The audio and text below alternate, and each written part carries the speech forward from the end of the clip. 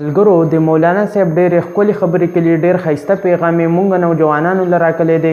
نو راځئ اول د دې مولانا صاحب دا ویډیو وګورو، بیا در سره یو څو خبرې کوم. مور ما ته وایي مولي صاحب زه لګیایم خبرې کوم بچې په نیمه کې پاسې وایي دا سپی د غپېږي به بچې رانه ووځي. زه دا خبره چا ته پوره کړم؟ دا څوک دی مولي صاحب؟ دا د چا نه پیدا دی مولي صاحب؟ دا 8 میاشتې 9 میاشتې ما په ګېډه څوک ګرځولی و؟ دا هغه بچی دی هغه ما چې 9 او 10 میاشتې په ګېډه ګرځو، نن وایي دا سپی د لګیا به یو بچی ترې نه روان شي. مور څه چل وکړي؟ مور له ځای د جواب وګورئ، پلار له د جواب ځای وګورئ. ټول مفسرین وایي ستاسو خولو کې چې دا ژبه ده دا د مور ژبه ده، دا د مور ژبه ده. وایي ماشومانو واورئ دا ژبه د مور ژبه ده. وایي څنګه؟ وایي دې خبرې د مور نه زده کړي دي که نه؟ دې د ابو د چا نه زده کړې دی؟ امي ورته چا ښودلې ده؟ مدرسه ورته چا ښودلې ده؟ جومات دې دا خبرې د چا نه زده کړي دي؟ نو دا د مور ژبه ده. نو د مور په ژبه خو مور مکنځه که نه؟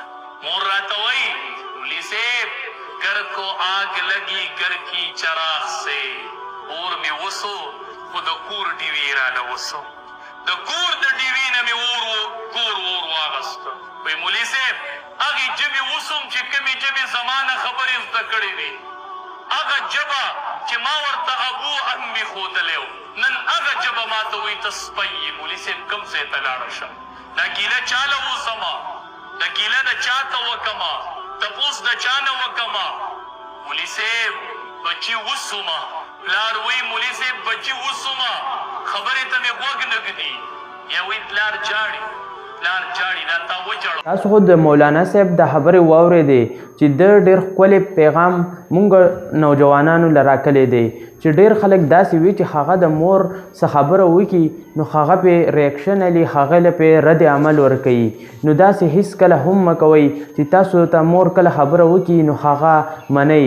نو مور او پلار احترام قدر کوئ، نو په دې دنیا به هم کامیاب یاستئ او په آخرت کې به هم کامیاب یاستئ. د مور د خپو لاندې جنت دی. مور چې درته څه ویل هغه خبره اورئ او مور ته کنځلې هیڅ هم مه کوئ. مور که ډېره دغه شي هغې لوی کلی، د هغې په کپړو په هر څه پور کوټوالي میتیازې کلي، د